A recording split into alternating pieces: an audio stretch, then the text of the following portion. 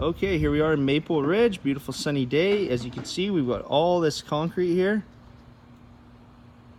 Normally, doing this the old-fashioned way, we would be saw cutting directly through the garage, making a huge mess. We've got custom flooring in the garage, which this gentleman saved himself probably about $10,000 worth of concrete cutting and concrete repair, not to mention you have a big strip down his beautiful driveway.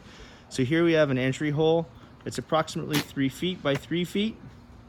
3 feet by 3 feet due to the depth that we had to work with here. Beautiful soil to dig out. Very smooth, clean, no rocks.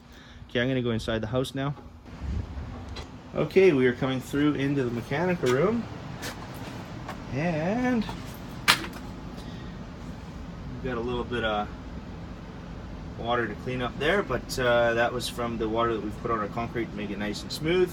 The concrete patch is only about that big, so we had to open up from here to here, around here. We've got our pipe sleeved where it comes through the concrete, new pressure reducing valve, new shutoff valve. We had to pull a water heater out to get at this one, but we'll be putting that back in shortly. Okay, another beautiful day. We saved this client thousands of dollars. Off to the next one.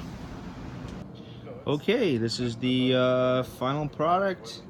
We are all cleaned up.